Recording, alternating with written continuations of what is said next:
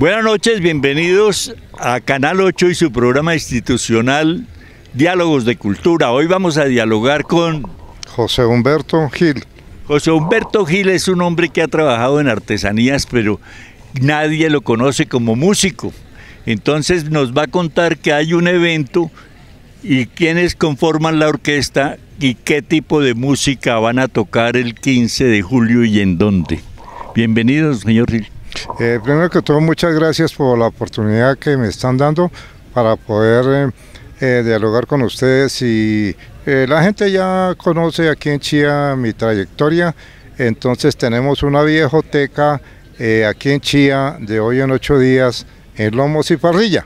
Nuestra orquesta se llama Luna Tropical, que tenemos nuestra cantante favorita, Ángela Muñoz, que aquí todo Chía conoce muy bien de ella, ¿no? Nuestros músicos, hay saxos, hay percusión, bajo, hay voces, está nuestro capitán Lugo. Pero venga, maestro, ¿y qué tipo de música vamos a escuchar ese día 15, sábado, en ese lugar para bailar? Porque es que bailar a veces la viejoteca implica música de los años 60, 70. ¿Qué orquestas y qué melodías vamos a escuchar ese día? Bueno, tenemos que empezar a rescatar mucha música que se ha dejado de escuchar en esta época de juventud. Musiquita de Lucho Bermúdez, Pacho Galán, los melódicos, los hispanos. Es musiquita que es muy... Lavillos también, sí, claro, también tenemos musiquita de Lavillos. Música mezcladita de los años 70, 80, musiquita de la buena, sí, la música de nuestra época. Entonces ahí estaremos amenizando un buen rato para que nos acompañen y vayan y disfruten. ¿Por qué no nos repite la ubicación del sitio, la fecha y la hora para que la gente a través de Canal 8 se entere de esa reunión que yo creo que va a estar fantástica? Eso es el sábado 15 de julio en Lomos y Parrilla, ahí por toda la variante. En vez de coger, va uno aquí por el hospital hacia Guaymaral, en vez de coger hacia en la variante a la derecha, coge a la izquierda. Coge a la izquierda. Sí, donde lo que era Proleche. Exactamente, donde anteriormente era el negocio de Guevara, ¿El Gordo? de Gordo Guevara, ahí en ese local que ya es de otras. Es más conocido el sitio como El Gordo. No, Lomos y Parrilla, que es el nombre vigente, el nombre actual. Vigente, sí, sí. Entonces, los esperamos allá para que disfruten y gocen y se diviertan y aprovechen el ratico y aprovechen esa música que muy pocas veces se escucha, ¿no? Aquí voy a dar una tomita, me van a hacer una tomita del grupo, somos 9 integrantes, entonces para que ustedes se enteren bien de cómo es la fiestica. No se van a arrepentir de la ida, porque van a disfrutar y van a gozar de esa música que siempre y toda la vida se ha llevado en la sangre, ¿no? Sí, claro, no, la música tropical, para oír porros, para oír boleros, para oír sones, para oír merengues, la música de Lavillos, pues ellos tocaron mucha música colombiana, pero con el crédito que les da el hecho de que Billo Frometa, nacido entre otras cosas en República Dominicana, fue a parar a Venezuela y allá tocó la música más hermosa del mundo. Y no hay que olvidar a Luchito. Bermúdez. Luchito Bermúdez. No, excelente. Los hispanos, los melódicos, que no pasen de moda, hay que siempre acordarnos de esa musiquita que fue la música que nos hizo bailar, que nos hizo gozar. Entonces no hay que perder esa línea. Bueno, señor, muy amable, muchas gracias por esa nota y estaremos repitiendo cada vez que se nos ofrezca para que la gente vaya el 15 a donde antes era El Gordo y ahora se llama Parrilla. Lomos y Parrilla, a que disfrute de esa viejoteca que empieza a las 8 y termina a 2 de la mañana para que nosotros los viejos que vamos a ir a la viejoteca no nos trasnochemos. Vamos a hacer una pausa y regresamos con el tema habitual de literatura en Diálogos de Cultura.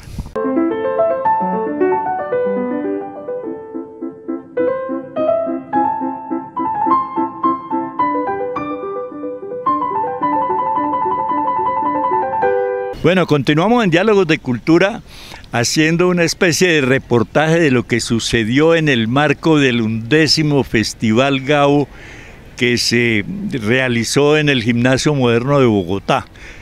El principal actor, el protagonista de esas reuniones que duraron viernes, sábado y domingo fue naturalmente Rodrigo García Barcha, hijo de Gabriel García Márquez, nuestro premio Nobel de Literatura.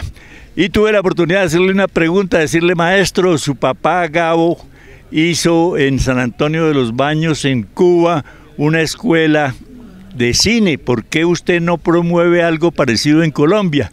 Inicialmente me tomó del pelo, dijo: para eso está la fundación, pero yo sé que la fundación se llamó inicialmente Nuevo Periodismo Iberoamericano, y entonces la fundación está destinada como objeto social al periodismo, la literatura y últimamente pues al cine y a los temas que van abordando el periodismo, como el podcast o la inteligencia artificial.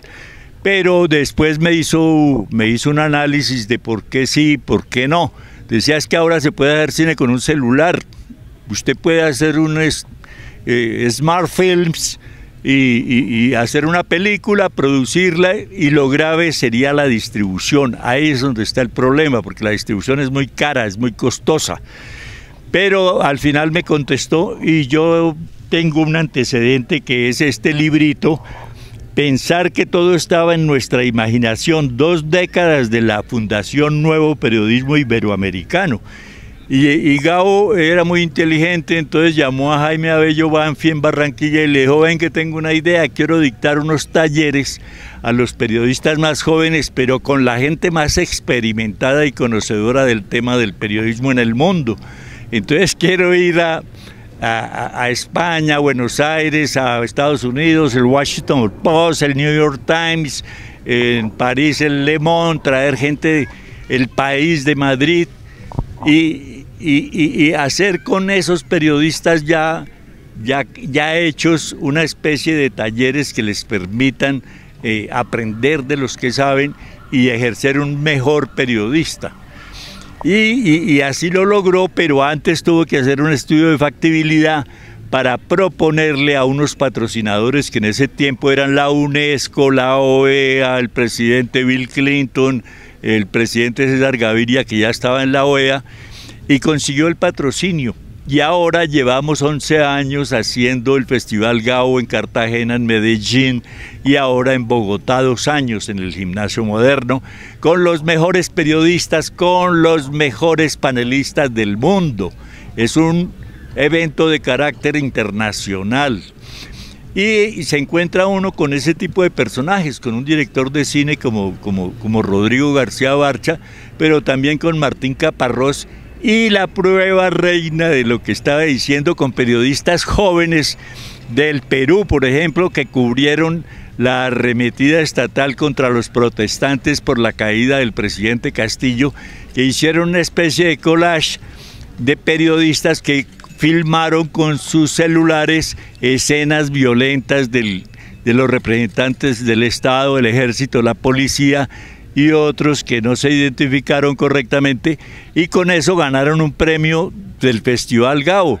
Otras periodistas jóvenes menores de 30 años se preguntaron en Brasil de dónde viene la carne que consumimos en las grandes ciudades como Río o Sao Paulo, y se pusieron a investigar y encontraron que la deforestación del norte del Brasil, la Amazonía, estaba siendo deforestada por los grandes ganaderos, grandes inversionistas, con el ánimo de sembrar pastos y poner vacas para producir la carne, pero no 4 o 5 vacas ni centenares, millones de vacas, pero ahí estaban generando un peligro para el medio ambiente y el calentamiento global.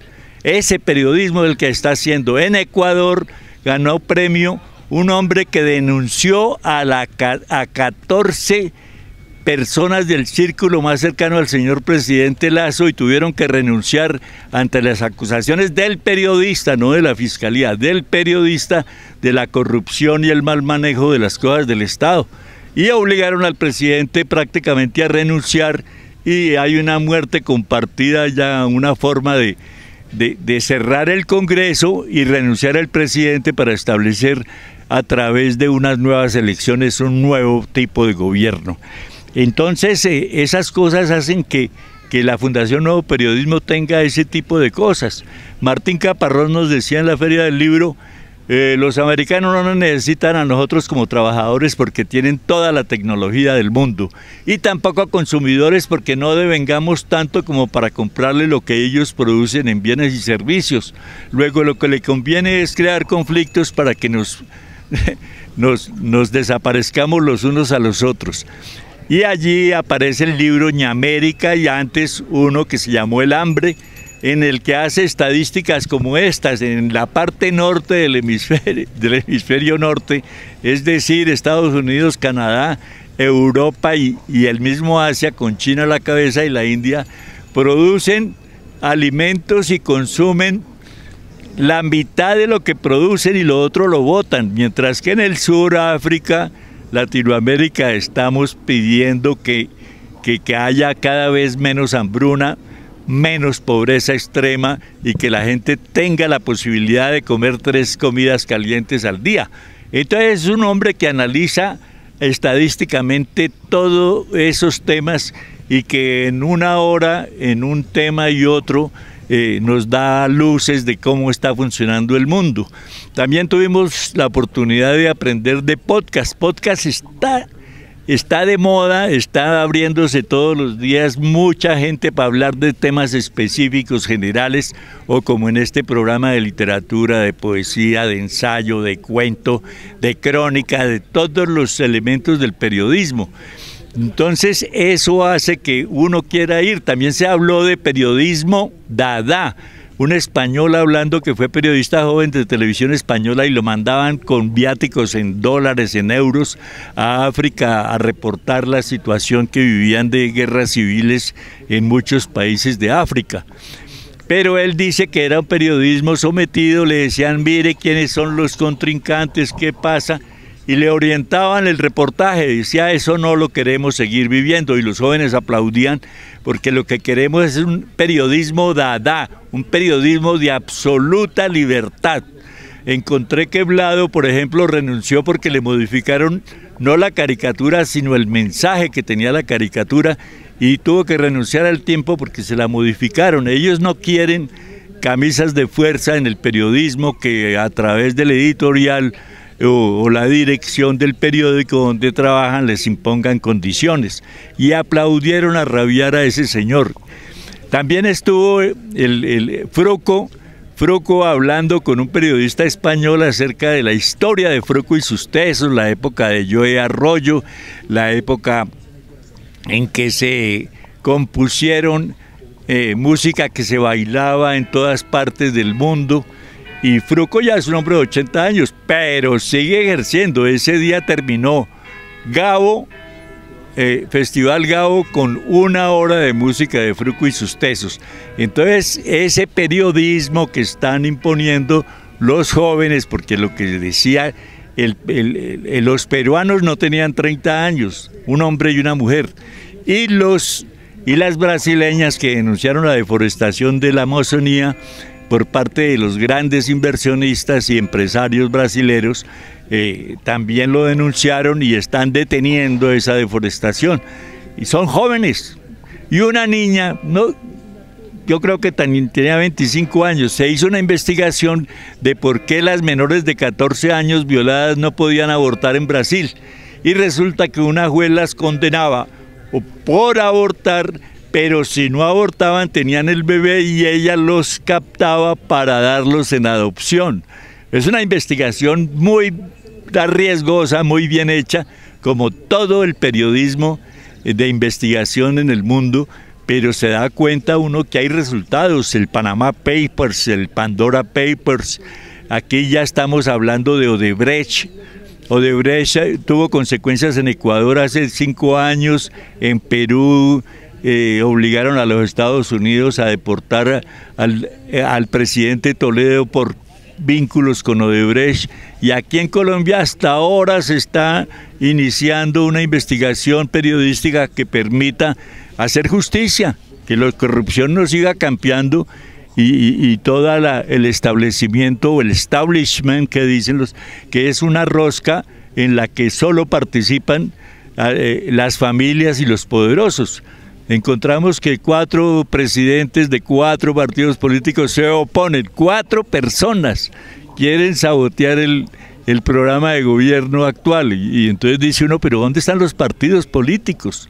Si existen los partidos, se puede hacer una asamblea, se puede someter a una asamblea local en un municipio un programa de gobierno de los candidatos a la alcaldía.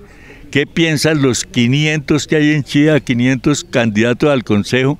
¿Qué propuestas traen como de acuerdo? Porque hay que acordarle que ellos no pueden hacer promesas de poner el bombillo, pavimentar la vía, conseguir la cita médica. Ellos no son ejecutivos, ellos son legislativos y solamente pueden a través de acuerdos reformar unos o generar otras ideas acerca de lo que es la administración pública local.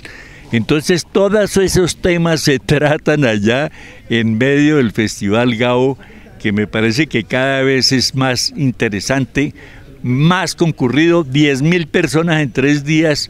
No asistí a un evento porque me dijeron, la sala está llena, no hay un asiento disponible. No, pero es que hoy periodista, no importa, llegó tarde, se va. Y pues claro, había 4 o 5 eventos simultáneos, entonces listo, no se pudo. Pero vamos a hacer una pausa y regresamos con un programa cultural que hubo también en el Gimnasio Moderno, pero en el lanzamiento de un libro de Juan Gabriel Vázquez, un hombre que ha ganado muchos premios y que cada vez está produciendo más, casi que un libro por semestre. Vamos a la pausa y ya regresamos con Juan Gabriel.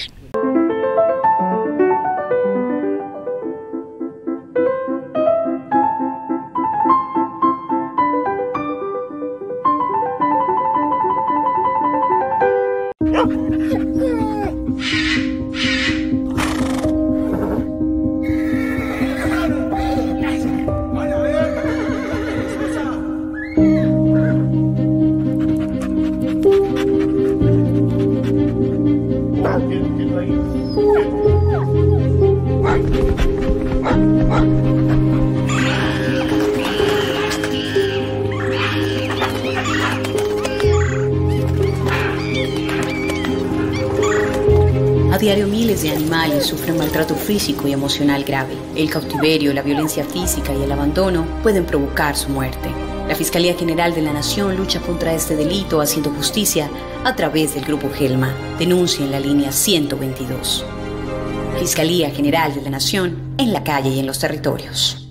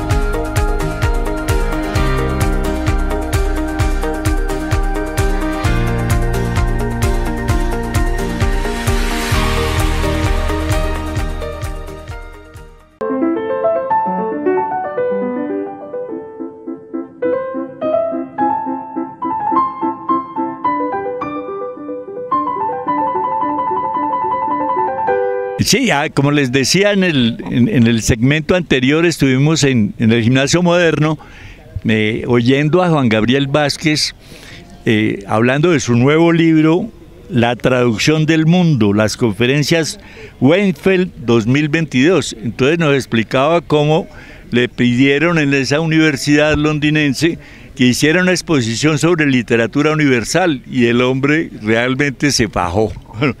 Como decimos nosotros, se fajó en esas conferencias tanto que la editorial Alfaguara le pidió que convirtiera en libro esas conferencias.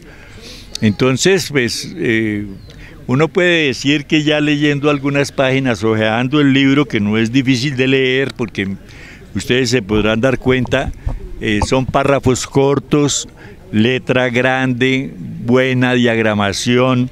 Es un libro fácil de leer, pero aprovechó él para hacer algunas anécdotas. Por ejemplo, contaba cómo en el Quijote, el Quijote en una vereda encuentra con un entierro y dice qué fue lo que pasó. Dice, no, que el muchacho se suicidó. ¿Y por qué se suicidó? No, porque lo rechazó Marcela y se suicidó. Y no puede, pero ¿cómo así? ¿Qué pasó? Esa Marcela, ¿cómo lo obliga a suicidarse? Y se va a investigar a Marcela y Marcela le dice, mire, el muchacho realmente no me interesa, yo soy una mujer joven, bien formada y tengo alguna independencia cultural y económica porque mi papá me dejó una buena herencia. Y el muchacho no reunía las condiciones para hacer una sociedad conyugal, una sociedad económica y no tenía ambiciones.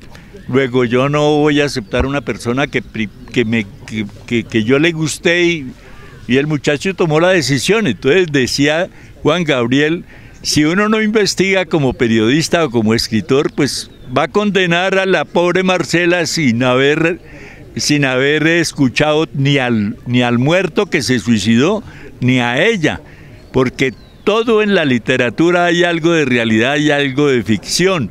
Y el escritor a veces se imagina cosas y las escribe. Pero hay cosas, también decía él, que son de mucha responsabilidad. Cuando escribió este libro, Volver la vista atrás, es una entrevista que le hizo a Sergio Cabrera, nuestro flamante embajador en la China, acerca de su vida, porque la vida de Sergio y su hermana fue un poquito complicada, difícil. Pensaron como el papá que huía de la guerra civil en España, que los pobres debían reaccionar ante la opresión de los ricos, y hasta tuvo su pasaje por ahí en la guerrilla, pero el papá prefirió enviarlos para la China, y allá se encontró con una experiencia nueva, con la revolución cultural de Mao Zedong, en fin, haciendo cosas que después se volvió cineasta, hizo una película muy famosa que le dio gran fama y prestigio, y después hizo películas para la televisión y finalmente escribió teatro. Bueno, hizo muchas cosas Sergio, y finalmente el presidente actual lo ha nombrado como embajador en Pekín.